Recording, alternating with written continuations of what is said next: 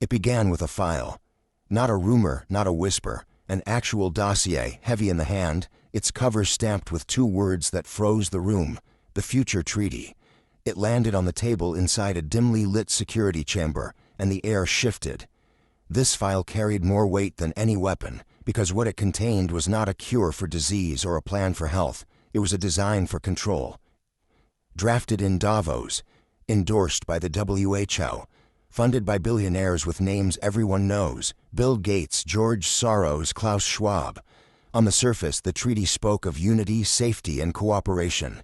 But between the lines, written in fine print, was surrender. The surrender of nations, the surrender of sovereignty, the surrender of freedom itself. And so the question rose like a shadow: would Burkina Faso, under Ibrahim Traoré, see through this trap before the chains snapped shut around Africa? The morning of August 15th was tense inside National Security Headquarters. On a giant screen, the SCAN treaty appeared, its signature trembling on the page, signed by a former leader. Traoré's voice cut the silence, sharp and cold. "This is not paper. This is betrayal. They sold our sovereignty without a single bullet fired." By afternoon, Ouagadougou shook as security forces launched raids. The targets were clear.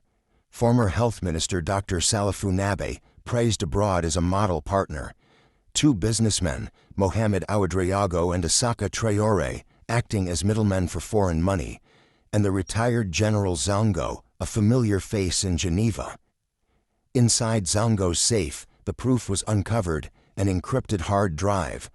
After hours of decryption, the emails lit up the screen.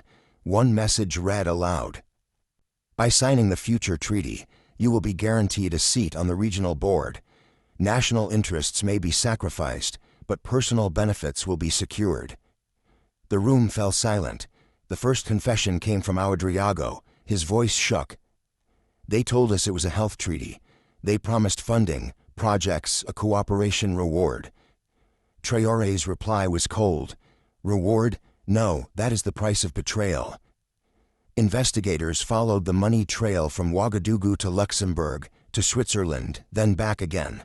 Funds disguised as health aid. The finance minister's jaw tightened. This is not aid. This is laundering, a financial great reset. The next day, more secrets spilled. Documents revealed the true plan. By 2030, all nations bound to this treaty would lose control of their health systems. Emergency powers would be transferred to Geneva. Non-compliant states would face punishment, aid cuts, sanctions, isolation. Traoré slammed his fist on the table. "This is not health. This is a death sentence for sovereignty."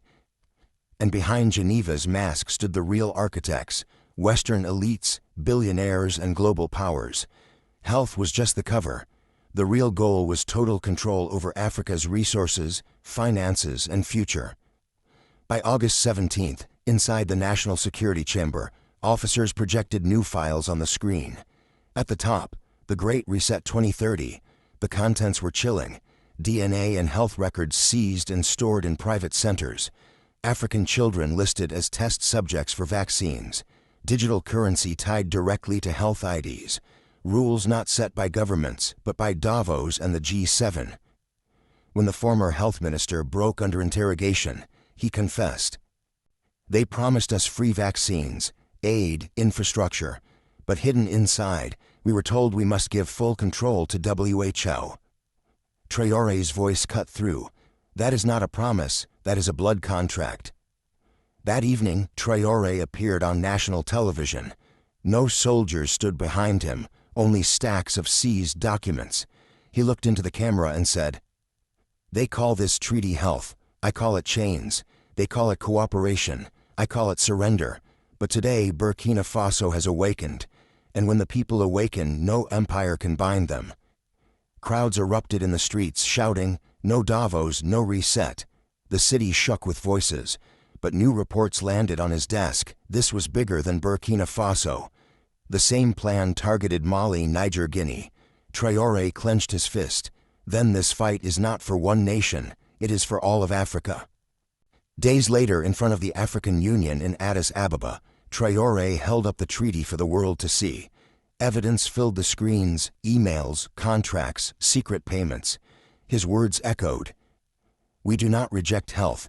We reject health used as a weapon. We do not reject cooperation. We reject slavery disguised as progress. This is recolonization, written in fine print. The hall erupted.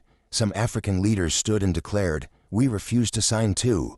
Across the world, reactions split. The West threatened sanctions. Washington and Brussels fumed. But in Moscow, Beijing, Caracas, and Tehran, the message was clear. Burkina Faso spoke the truth others feared to say. Back home, Traoré stood before a roaring crowd in Independence Square. In his hands, the future treaty. He ripped it apart, page by page, as the people roared. Then he declared a new document, the Burkina Faso Declaration of Freedom, a promise that no outside power would decide the nation's destiny. The torn treaty was set aflame in a great iron drum. From its ashes, a craftsman shaped a clay bell. Traoré held it high. This is the first bell of freedom. It will ring in our schools and carry the sound of an awakened Africa. But the battle was far from over. Sanctions hit, banks froze accounts. Western media called him an extremist. But online, his image tearing the treaty went viral. Hashtags spread, Future of Freedom. A Nigerian student wrote, "They once called Sankara a rebel. Today they call Traoré an extremist. History calls them liberators." Allies stepped forward. Russia sent wheat and fuel. China offered credit outside the Western system. Turkey sent medical aid with a message, "Health cannot be sanctioned." Venezuela and Iran declared, "Burkina Faso is a fortress against new imperialism." By August 20th, in front of the African Union, Traoré delivered his fiercest words yet. They want Africa as a laboratory. They want our people as experiments, but we will not be chained again. If they call 2030 the Great Reset, we call it the Great Liberation. The hall thundered with applause. The world had split in two. On one side, Davos and the West. On the other, a small African nation that dared to resist. That night in Ouagadougou, Traoré rang the bell of freedom. Its sound carried across the Sahel, across deserts and rivers, across borders drawn by foreign hands. And in that echo was a promise: Africa will not be sold. The bell rang out across the city, its sound sharp as lightning. In the villages, old radios crackled with the broadcast. Farmers in the fields stopped their work to listen. Mothers hushed their children. Soldiers at their posts stood taller. The bell was more than metal. It was the heartbeat of a nation that had refused to kneel. And the world heard it. In Bamako, in Niamey, in Conakry, crowds poured into the streets. Across Africa, the cry spread: "No to Davos, no to the chains, freedom for Africa." But even as people celebrated, darker clouds gathered. Reports reached Traoré's desk. Davos was preparing its counterstrike, not with bombs, but with banks, screens, and whispers. Swift payments cut, aid frozen, media machines unleashed. Headlines screamed across Western channels: Burkina Faso isolated, Traoré dangerous, Burkina Faso collapsing. Inside the palace, advisors grew tense. "Mr. President," the finance minister warned, "our reserves are locked. Hospitals will run short. Schools may close." Traoré stood silent for a moment, then raised his head. "We have survived war. We have survived famine. We will not die from sanctions. Let the world see. Africa can stand on its own feet." And as if to answer, allies moved. From Moscow came grain shipments. From Beijing came loans bypassing the dollar. From Ankara came medical supplies stamped with the words, "Health cannot be sanctioned." Venezuela sent fuel. Iran sent engineers. Suddenly, what was meant to isolate Burkina Faso instead revealed a new axis of solidarity. But the West was not finished.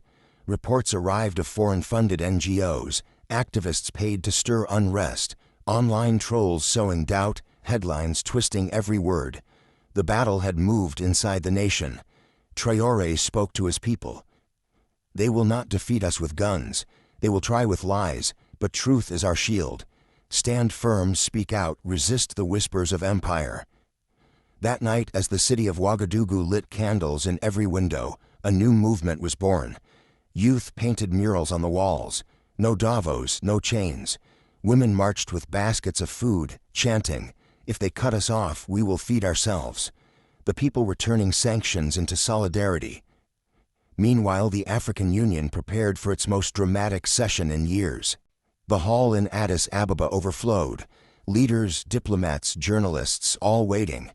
Traoré entered, carrying only one object, the bell of freedom. He placed it on the podium, its presence louder than any army. He raised his voice. "Brothers and sisters," they said, "Africa is too weak to stand. They said we cannot survive without their aid, their rules, their chains. But I tell you today, Africa is awakening. From Ouagadougou to Bamako, from Niamey to Conakry, the people rise. We will not sign away our future, not to Davos, not to Washington, not to Brussels.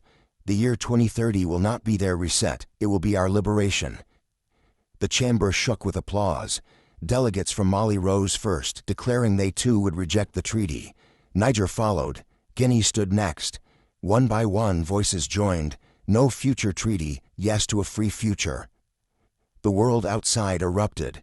On the streets of Lagos, young Nigerians painted banners, "Africa for Africans." In Johannesburg, students marched, chanting, "Health is not a weapon." In Dakar, fishermen lifted their nets and declared, "Our seas are no."